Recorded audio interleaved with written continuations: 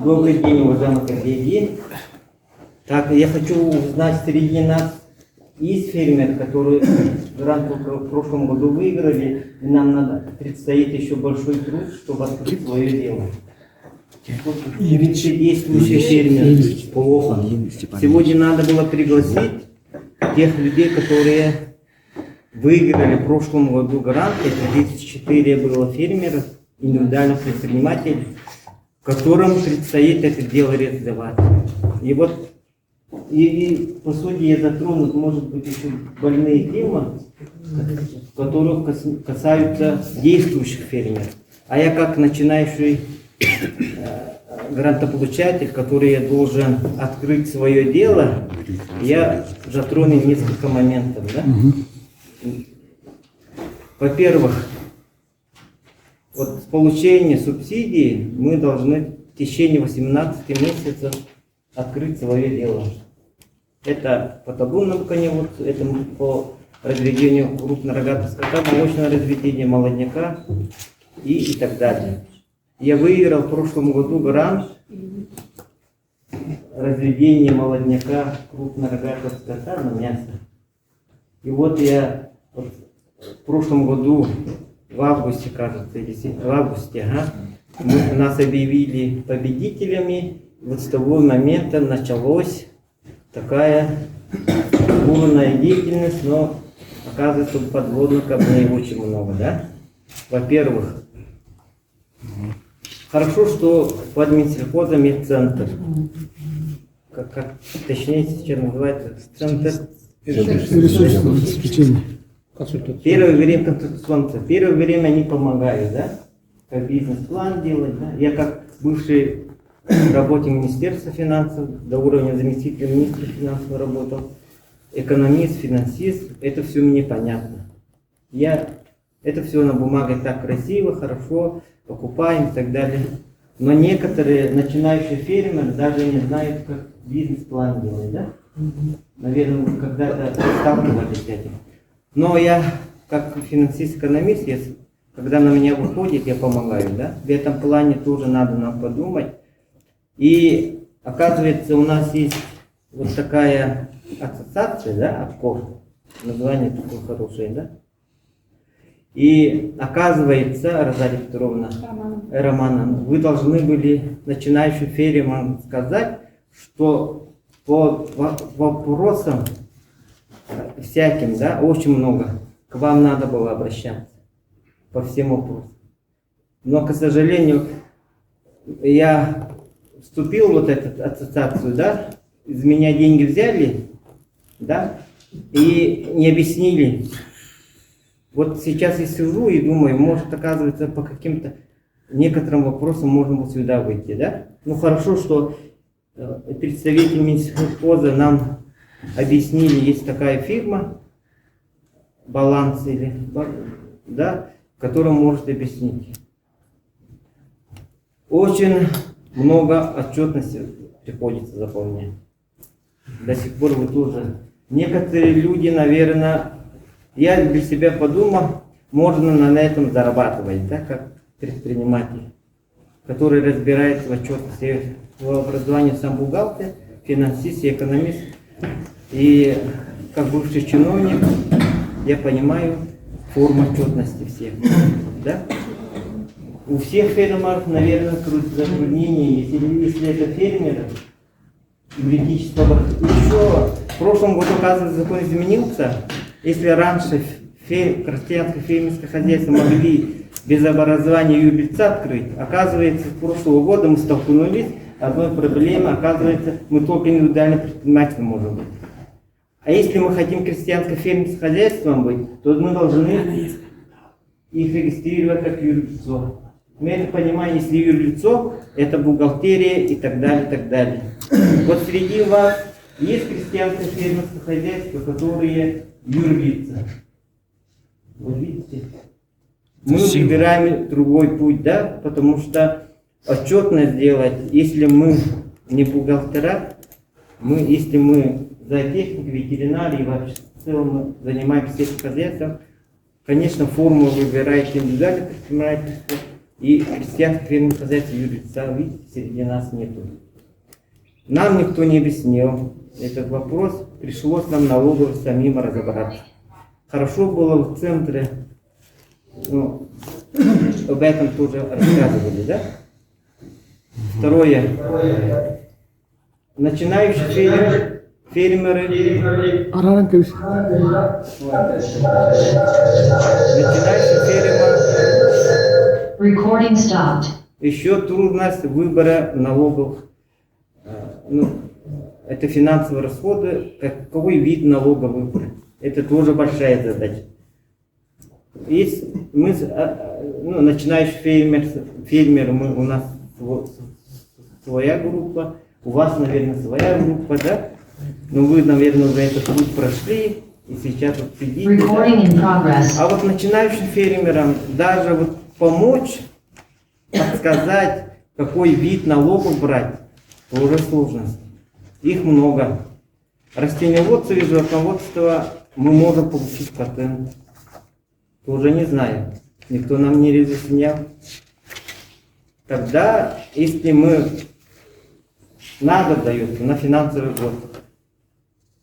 Если мы даем на патент, это 12 тысяч рублей в год. Я когда бизнес-план делал, выбрал, ну, я не хочу отчетно делать, да, кассовые расходы. Поэтому я выбрал от доходов 6% платить. Когда я посчитал, выгоднее оказывается доходы минус расходы, да? 10%. Ага. Поэтому где-то вот должна быть одна единая структура, которую мы получили вот в этой части вопросов. Я уверен, начинающий фермер сейчас вот, ну, очень много подводных камней проходить надо, да, еще я дойду. А может в каком-то этапе эти люди отказываются от гранта. Это раз. И вот финансовая грамотность, счастье, фермерство, я вот, например, который прошел путь, который хотелось бы пообщаться, может быть, отдельно, центром и Минсельхозом. Даже вот на такие вопросы мы ответ тогда не получали, сами прошли этот путь, да? Но долго, быстро ли, но это очень сложный путь. Если в налоговой хорошо ответят, хорошо получишь и так далее. Дальше. Ну, мы знаем, это часть федерального бюджета, грант, субсидия. Сейчас хорошо, если из республики северянам дали, да, не проходят через казначейство. А вот те, которые мы проходим через федеральное казначейство, как всегда, субъект стал объектом, ну, начала, да, электронного бюджета. Нас никто не обучил. Даже вы, Минсельхоз и Центр, видно, не знаете, что такое электронный бюджет, и нам приходится нанимать. И никто не объясняет. И вот, если я спрошу с 34, как освоение идет, наверное, статистику может дадите, может не дадите. Я боюсь, сейчас на данном этапе освоение, наверное, слабое. Проблема по работе с федеральным казначейством. Это и хорошо, что у меня там одна коллега Минфина работает, я могу позвонить, объяснить. Я человек, который в Министерстве финансов работает, понимаю, да? И то мне лично очень трудно было до сих пор. Вот сегодня прошла платеж. Сегодня какое? И еще вторая проблема для нас всех – удорожание прошло уже. Вот мы до Нового года не могли освоить, пока казначейством разбирались. Финансовый год закончился. У меня договора были со всеми поставщиками материалов, а я своих денег платил. Я материал купил со своих денег, как займ оформил, чтобы потом субсидии получить, а потом они вернули. Вот сегодня какое число? 7 апреля.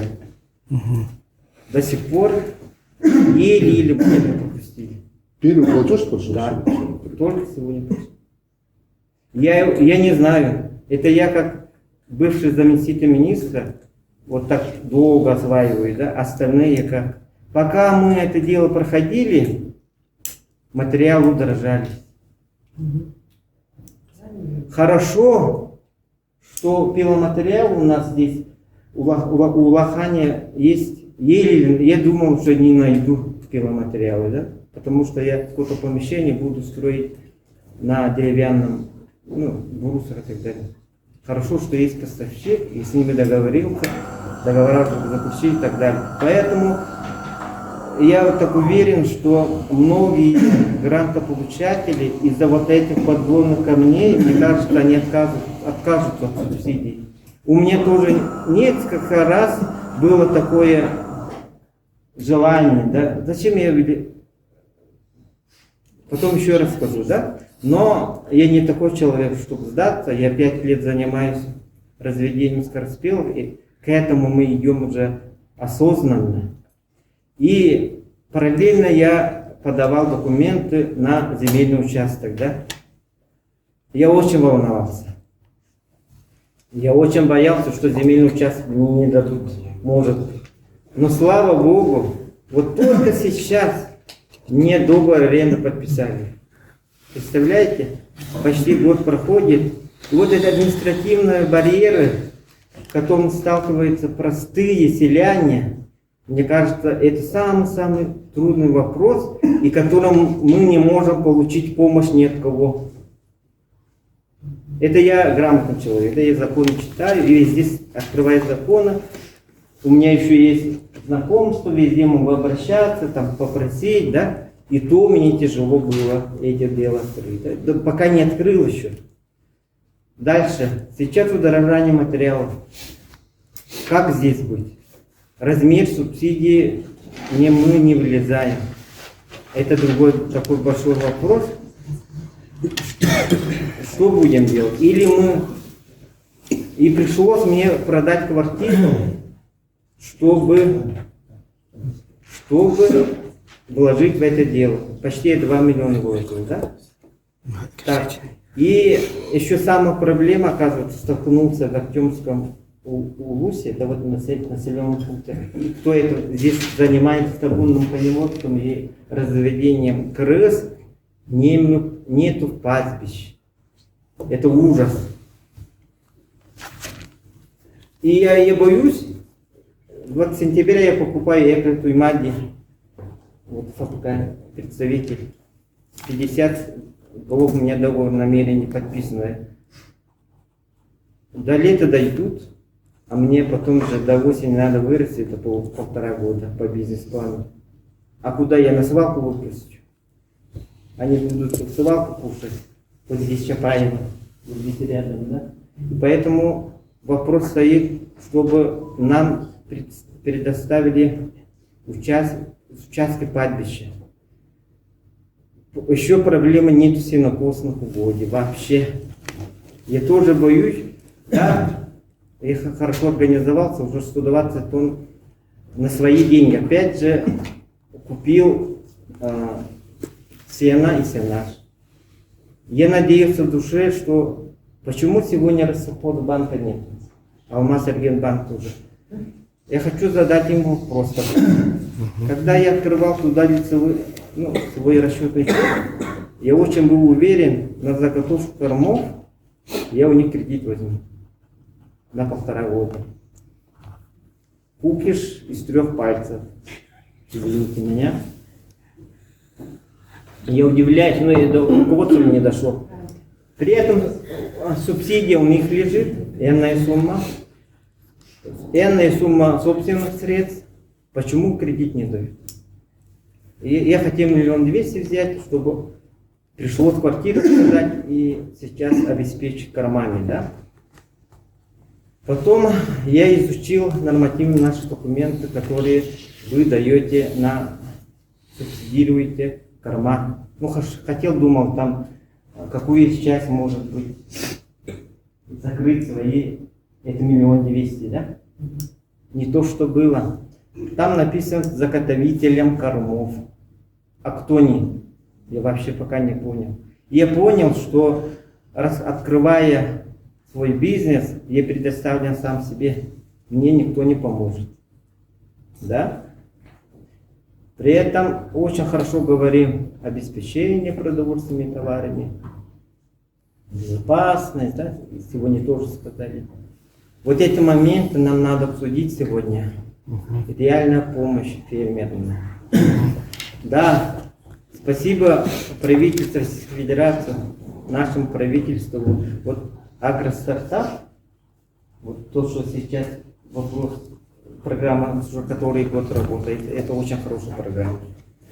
Но не учитывает удорожание, не учитывает, не могу сказать неграмотность, а неподготовленность тех людей, которые идут на это и сталкиваются с подобными камнями. И мне кажется, нет такого центра, который нас объединял, который советы давал в этом плане. И надеемся, ну, человек на все надеется, да? Ну вот я сказал уже. Это субсидирование коровы, земельные участки, чтобы... Вот особенно у нас пастбище и так далее, корма, да? И Россельхозбанк, как наш финансовый центр, да, который он должен был сегодня быть, и на эти вопросы дать ответы. Почему им не дают? И вот сейчас вопрос нашему Алмаз-Альгенбанку: вы что можете нам предложить, какие лучшие условия, чтобы мы к вам шли? Тогда я деньги сниму и к вам приду. Я надеялся, что у них, я же бывший чиновник, я знаю, что подгодное кредитование, осенние, весенние полевые работы и так далее, Сход был обязан был кредит давать, он не дает. Вот, но Сахакигитеугес, конечно, мы, то есть сейчас, да, это по фермерству, да, и потом 5 лет иногда некоторые фермеры мучают, лишь бы это грант обратно не взяли, 5 лет мучаются и дело это закрывать. Почему? Потому что принципиально не решаются системные вопросы. Системные вопросы сейчас и трудно. Я занимаюсь 5 лет инкубированием птиц, да? Кур, индюков и так далее, и так далее. Почему население не занимается разведением?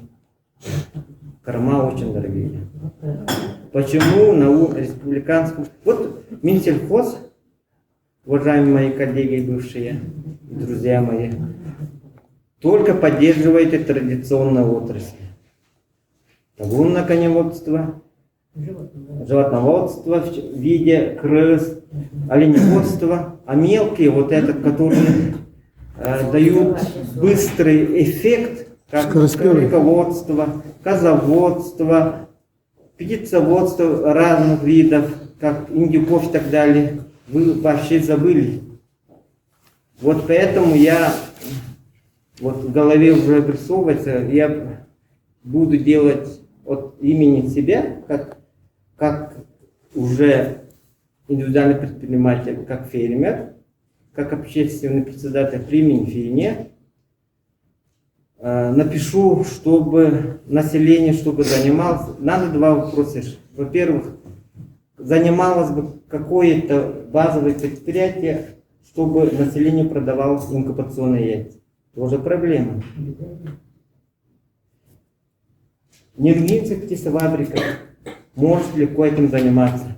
Но почему-то правительство не субсидирует инкубационные яйца. Они бесплатно получают же, Амур, бройлер. Я тоже туда ездил.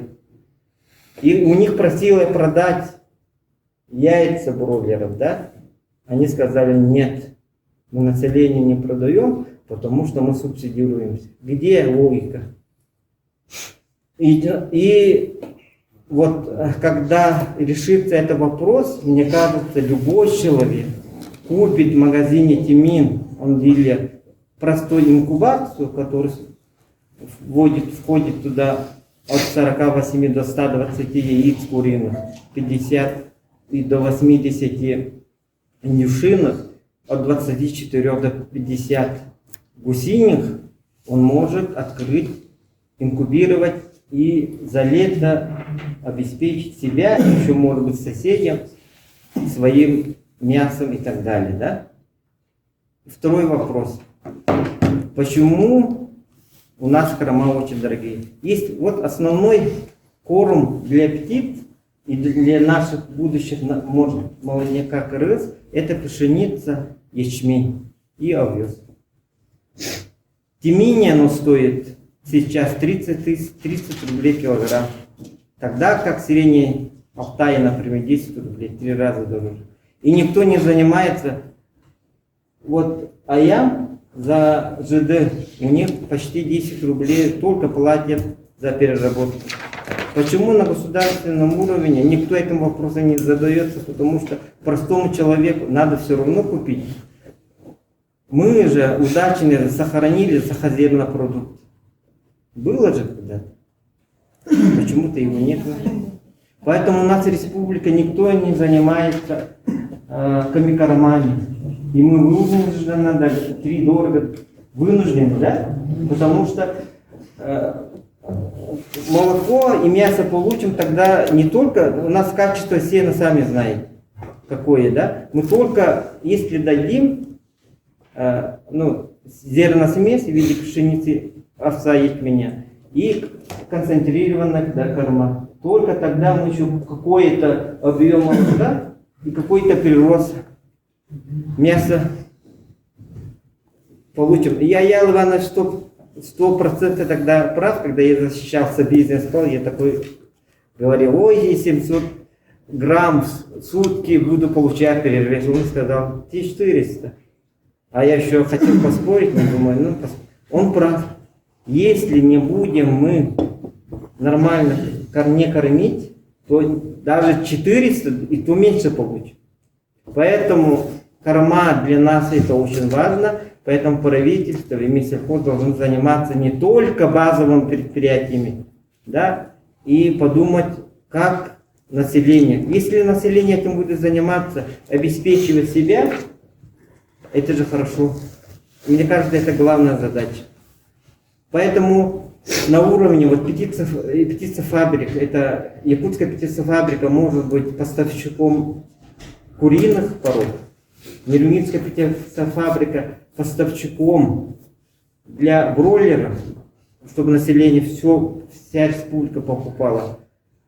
И знаете, что до 7 дней яйца свежие был 90%, выше 10 дней уже уменьшается. Да? Поэтому если это предприятия базовые будут рядом, мы могли купить инкубационные яйца, а не везти с Ставрополя через край земли. Да?